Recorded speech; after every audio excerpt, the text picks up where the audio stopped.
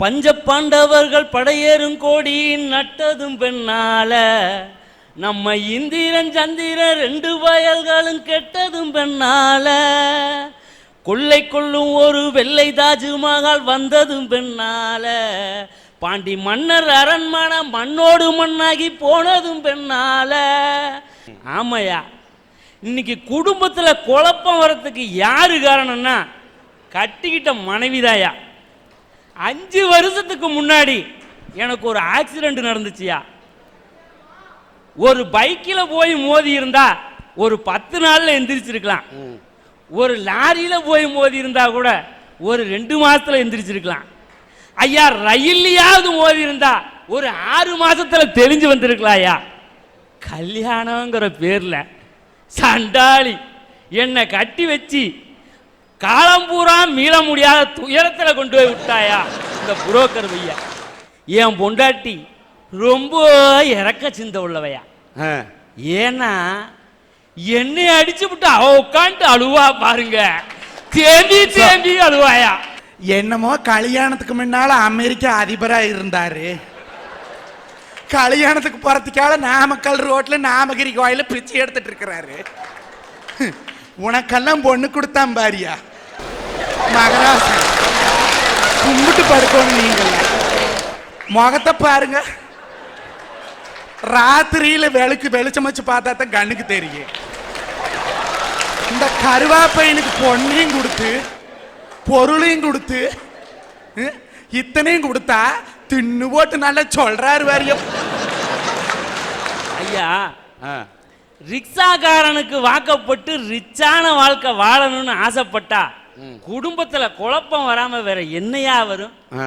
ஆட்டோக்காரனுக்கு வாக்கப்பட்டு ஆடம்பரமான வாழ்க்கை வாழணும்னு ஆசைப்பட்டா குடும்பத்துல குதூகலம் அப்படியே கொப்பளிக்குமாயா, குழப்பந்தாயா வரும். நான் பொண்ணு வாக்க போகும்போது என் பொண்டாட்டி எப்படி தெரியுமாயா இருந்தா? சும்மா 6 அடி கூந்தலியா, அவுத்து விட்டு அப்படியே கெண்டக்கால் வரைக்கும் வந்து முட்டும். நான் ஆசைப்பட்டதே அந்த கூந்த மேல ஆசைப்பட்டு தயா அவளை கண்ணாலவே கட்டிக்கிட்டேன். ஐயா, கண்ணாலம் பண்ணி 2 மாசம் தாயா ஆச்சு. என் பாக்கெட்ல 500 ரூபாயா பணத்தை எடுத்துட்டு போய் பியூட்டி பார்லர்ல கொடுத்துட்டு 6 அடி கூந்தலை அப்படியே 1/2 அடி கூந்தலா கட் பண்ணிட்டு வந்துட்டு நிற்கிறாயா. நான் ஆசைப்பட்ட கூந்தலுக்கு கூந்தலும் காலி, என் பாக்கெட்டும் காலியா. இப்படிப்பட்ட பொண்ணுங்கனால குடும்பத்துல குதூகலம் எங்கயா வரும்? குழப்பந்தாயா வரும். அண்ணே, பியூட்டி பார்லருக்கு எதுக்கு தெரியுமா போறது? நீங்க நமிதாவையும் திரிசாவையும் பார்த்து போயிடக்கூடாது. 500 ரூபாய் செலவானாலும் பரவாயில்ல, அப்படியே மாமா முன்னாடி பவனி வரணுன்றதுக்கு தான் ஐயா. நாங்க நமிதாவையும் திரிசாவையும் தேடி போறதுன்னா எப்பயோ போயிருப்போம். இதுக்கு மேல நாங்க போய் என்னதாயி ஆக போகுது? நமிதாவையும் திருசாவையும் இந்த முகரக்கட்டை பாக்குதா? முதல் கேட்டு வாட்ச்மேனே உள்ளிட மாட்டேன். எங்க வந்த நமிதா மேடத்தை பார்க்கலாம்னு ஓடி போய் கள்ள கொண்டு அடிச்சு போடுவேன். இதுக்கு போய் நமிதாலையும் திருசாலையும் ஏதோ நாங்க வாச்சோம், இதுகளுக்கு வந்து வாக்கப்படுறக்குன்னு. ஐயா, என் பொண்டாட்டிய வீட்டுலதாயா விட்டுட்டு வந்தேன். இவரு ரூபத்துல கிளம்பி இங்கேயோ வந்துட்டாயா, இங்கேயோ வந்துட்டா. இப்படித்தான் ஒரு நாள் என் பொண்டாட்டி என்கிட்ட கேட்டா, ஏங்க சொர்க்கத்துல புருஷன் பொண்டாட்டி சேர்ந்து வாழ முடியாதாம்ல. அடபாவி, அதனால தாண்டி அதுக்கு பேரு சொர்க்கம்னு வச்சிருக்கா. ஆத்த மாட்டாதவனுக்கு 52 கருவாளாம், ஆட தெரியாதவளுக்கு வீதி கோணையாங்கிற கணக்கா? ஐயா, எங்களுக்கு வர புருஷன் கர்ண நாட்டு ஒரு வள்ளலா இருக்கும்னு எதிர்பார்க்கலையா, ஒரு காலி பையனா இருக்க கூட இருந்தா எதிர்பார்க்கிறோம். ஐயா, இவங்களை குடிக்க வேண்டாம்னு நாங்க சொல்லல, அளவா குடிச்சு புட்டு மதிப்பா ஊடு வந்து சேர்ந்தா நாங்க ஏயா இன்னைக்கு மானம் கெட்டு போய் தீரோம். ஐயா, ஆம்பளை எதுக்கியா குடிக்கான்? எது குடிக்கான்? காலையில வீட்டை விட்டு கிளம்பி போகும்போது எவ்வளா குடிக்கானா, சாயந்தரம் வீட்டுக்கு வரணும். ஏன்னா வெளியே பயமே இல்லை, சந்தோஷமா போயிடலாம். சாயந்தரம் வீட்டுக்கு வரணுமேயா, இந்த ராட்சசி கிட்ட போராடணுமேயா. ஒத்தையாளா போனா சமாளிக்க முடியாதையா, ரெட்டையாளா வந்து நிக்கா. ஐயா, இன்னைக்கு எங்களுக்கு வாச்சதெல்லாம் எப்படி தெரியுமாயா இருக்கு? உதட்டுல சிவப்பு சாயத்தை பூசிக்கிட்டு இருக்கலாவும், கண்கள்ல மைய திட்டிட்டு இருக்கிறவளாவும், கைகள்ல அள்ளி அடிக்கிறவளாவும் இதயத்துல அரக்கியாவும் தான் இருந்துட்டு இருக்கா. இப்படிப்பட்ட மனைவி நலத்தாயா குடும்பத்துல குழப்பம்னு சொல்லிக்கிறேன். முதல் அக்குதானடா, எங்க அக்கா மக கிக்குதானடா. ஐயா, ஆவல இருந்து அக்கு வரைக்கும் எல்லாம் கிக்குதா ஐயா. இத உணராதவன் மக்குயா மக்கு. ஐயா ஒரு நிமிஷம். நல்ல உறவு அமைஞ்சா அவனுக்கு அது லக்கு. உனக்கு இது இல்லைன்னா அது உனக்கு ஒரு பெரிய சிக்கு. என்ன நீ அப்பப்ப தலையை தூக்குற கொக்கு. இப்ப என்ன டொக்கு சொல்லு. இது என்ன முடி மைதானம் மாதிரி இருக்கு. கண்ணாலத்துக்கு முன்னாடி வரைக்கும் நானும் நல்லா தாயா இருந்தேன். எப்படி அஜித் குமார் மாதிரி இருந்தியா? கலை மாதிரி இருந்தியா? அதுக்கெல்லாம் ஒரு கலை வேணும்யா, கலை வேணும். ஐயா நான் கண்ணாலத்துக்கு முன்னாடி எப்படி தெரியுமாயா இருந்தேன்? சும்மா கண்ணால வீட்டுக்கு கொட்டகை ஓடுற மாதிரி முடியா இழுத்து விட்டா சும்மா இம்புட்டு நீளத்துக்கு வரியா. இப்ப பாருங்க ஐயா, ஆஞ்சே விட்டாயா. அண்ணே, உங்களுக்கு வாச்ச புண்ணியவதி ரொம்ப கொடுத்து வச்சவங்க அண்ணே. 5 வருஷத்துக்கு முன்னாடி இவ்வளவுதான் ஆஞ்சிருக்காங்க. என்ன மாதிரி ஒரு ஒண்ணு கிடைச்சிருந்தா மொட்டை அடிச்சிருந்திருப்பேன். மொட்டை அடிச்சிருந்திருப்பேன்.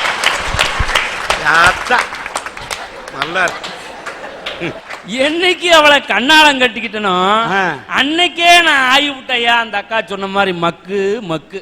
ஜலதோஷம் வந்தா அழணும், சந்தோஷம் வந்தா சிரிக்கணும். அலறது வாழ்க்கை இல்லையா, சிரிக்கிறது தான் வாழ்க்கை. ஜலதோஷம் வந்தா அழணும், சந்தோஷம் வந்தா சிரிக்கணும், பொண்டாட்டி வந்தா தலதெறிக்க ஓடணுயா, தலதெறிக்க ஓடணுயா. ஐயா, ஆனா என்ன தெரியுங்களா? அன்பான அம்மா, ஆசையோட அறிவையோ சேர்த்து விட்டுற அப்பா, அப்பா இனிமையான இசை மாதிரி குழந்தைங்க ஐயா. ஈகையின் பயனா உடன் பிறப்புங்க. இந்த உலகத்து அறிவையெல்லாம் நமக்கு சேர்த்து விட்டுற தாத்தா பாட்டி, சொந்த பந்தம், உடன் பிறப்புகள், நண்பர்கள், இதெல்லாம் சேர்ந்ததாயா குடும்பம். ஐயா, ஒரு கவிஞன் அழகா சொல்லுவான், சின்ன சின்ன சோகங்களாலா வாழ்க்கை சோர்ந்துவிடும், வாடிவிடும் மலர்கள் கூட இதழ் விரித்து சிரிக்கிறது, வாழ பிறந்த உனக்கே அழுகை பிறக்கிறதுன்னு அழகா சொல்லுவாயா. நம் வாழ்வதற்காக பிறந்திருக்கிறோம் ஐயா. வாழ்க்கையில வர சின்ன சின்ன பிரச்சனைங்க வாழ்க்கைய அழிச்சிடாத ஐயா. அதையெல்லாம் அனுபவிச்சு பாருங்க ஐயா. குடும்பத்துல குதூகலம் ஐயா, குதூகலம்.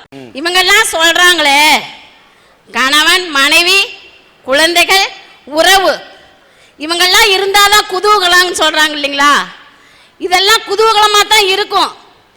அந்த உறவுல அனுபவப்பட்டவங்க இருக்காங்க பாருங்க, அவங்க கிட்ட கேட்டு பார்த்தாதான் அந்த உறவோட குதூகலம் என்ன, அந்த படகு தத்தளிச்ச மாதிரி இருக்கிறமா என்னங்கிறது தெரியுங்க.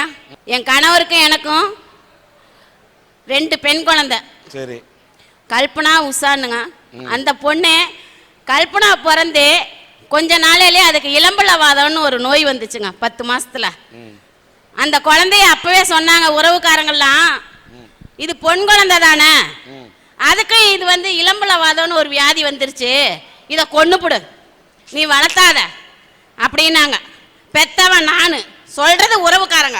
ஏன்னா அப்ப நம்ம அறியாத வயசு, 17 வயசுல கல்யாணம் பண்ண நமக்கு என்ன தெரியும்? காது கேட்காத உன்னுடைய கணவர்கிட்ட குடும்பம் நடத்துறேல உனக்கு பிறக்க போறதெல்லாம் ஊனமா தான் பிறக்கும் அப்படின்னு சொன்னாங்க சார். நான் சொன்னேன், அவர் என் உதடுகளை பார்த்து பேசுவார், நான் அவர் உள்ளங்களை பார்த்து பேசுவேன்.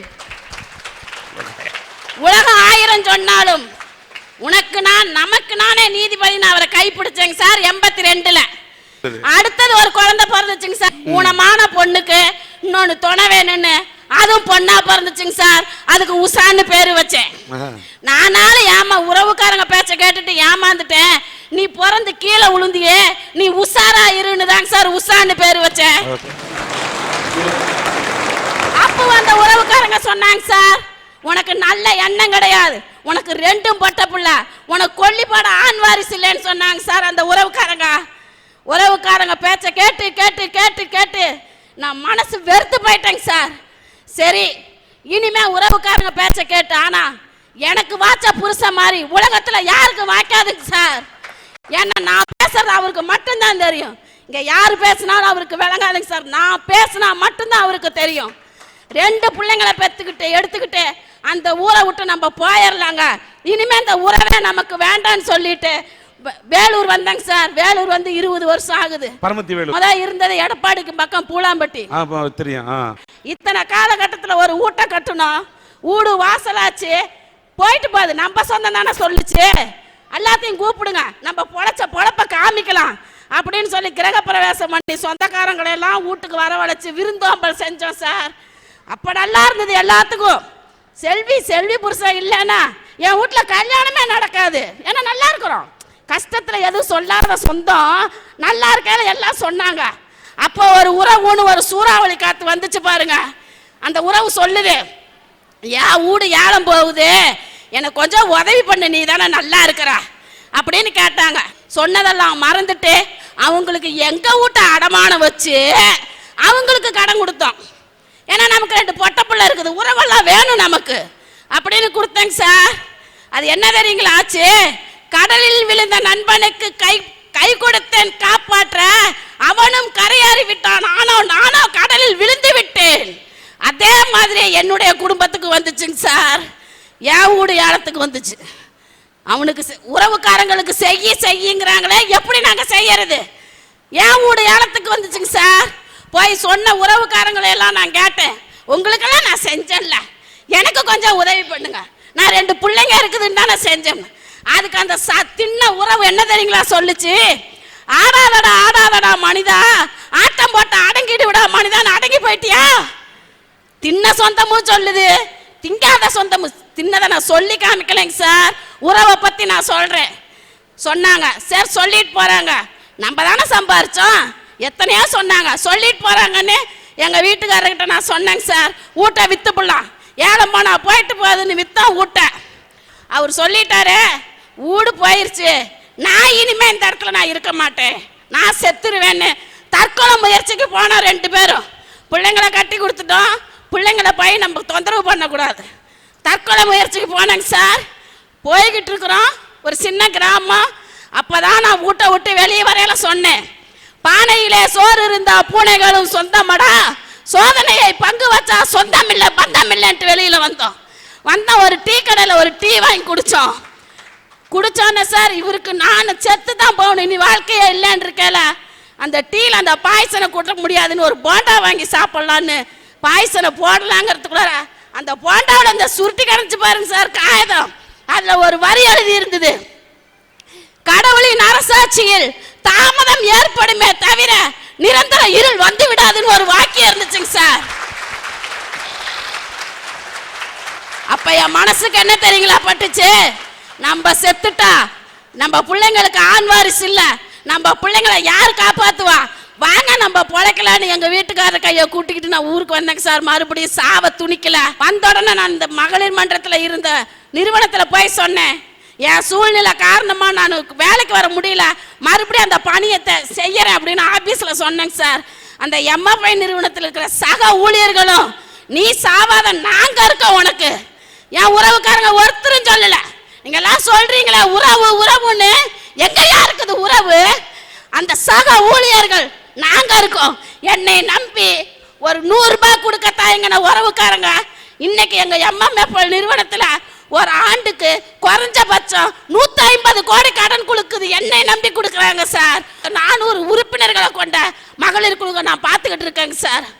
அப்பதான் சொன்னேன், நெஞ்சம் இருக்கு துணிவாக, நேரம் இருக்கு தெளிவாக, நினைத்தால் முடிப்பேன் சரியாக, நீ யார் நான் யார் போடா பொண்ணு உறவுக்கு சவால் விட்டுட்டு வந்தேங்க சார். இன்னும் அந்த உறவுக்கு நான் வீட்டுக்காரன் கூட்டுக்கு நான் போக மாட்டேன். ஆனா இந்த உறவை நான் மீண்டும் பார்க்கணும். எப்படி தெரியுங்களா? என் கண்களை தானமா கொடுத்து இந்த உறவுக்காரங்களா எப்படி இருக்கிறாங்கன்னு வம்சவாரியா பார்த்துக்கிட்டு இருக்கணுங்க சார். உறவுகளை ஒதுக்கணும். அப்பதான் உறவு இல்லாம இருந்தாதான் குடும்பத்துல குழப்பம் இல்லாம இருக்குங்க சார்.